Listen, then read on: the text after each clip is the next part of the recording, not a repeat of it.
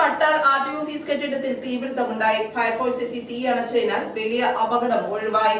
വ്യാഴാഴ്ച വെളുപ്പിന് 6:30 കെട്ടിടത്തിന് തീപിടിച്ചത്.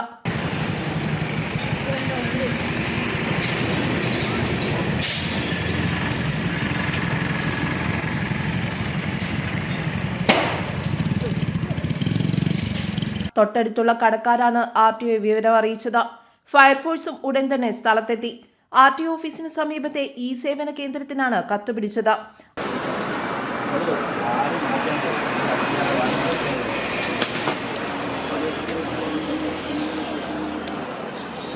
അകത്തേക്ക് തീ പടർന്നതിന് മുമ്പ് തന്നെ തീ അണയ്ക്കുവാൻ സാധിച്ചതിനാൽ രേഖകൾക്ക് കേടുപാടുകൾ സംഭവിച്ചിട്ടില്ലെന്ന് ജോയിന്റ് ആർടിഒ പ്രദീപ് കുമാർ അറിയിച്ചു.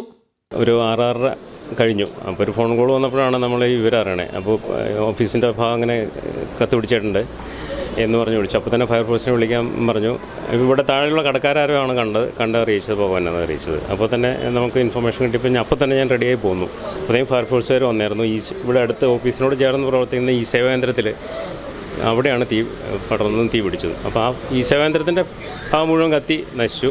അതിനോട് ചേർന്നുള്ള റെക്കോർഡ് റൂമിലേക്ക് പതുക്കെ തീ വ്യാപിച്ചായിരുന്നു. അപ്പോൾ തുടക്കം വന്നിരുന്നു. പക്ഷേ അതിൽ 1-2 കുറച്ച് പോർഷൻ ആയപ്പോഴത്തേക്കും അത് കിടത്തി അകത്തേക്ക് കൂടുതൽ വ്യാപിക്കാതെ നമ്മളത് തടഞ്ഞു. ഫയർഫോഴ്സ് വന്നിട്ട് ഓഫീസിനകത്ത് കമ്പ്യൂട്ടർ സിസ്റ്റം കാര്യങ്ങൾക്കൊന്നും തകരാറ് സംഭവിച്ചിട്ടില്ല.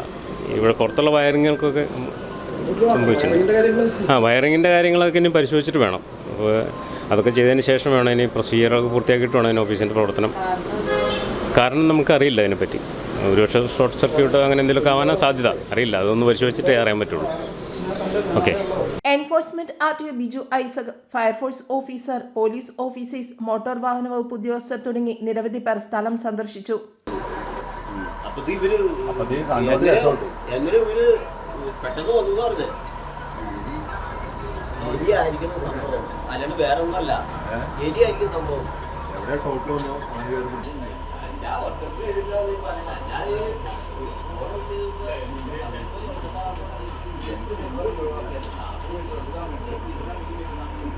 തീപിടുത്തത്തിന്റെ കാരണം വ്യക്തമല്ല.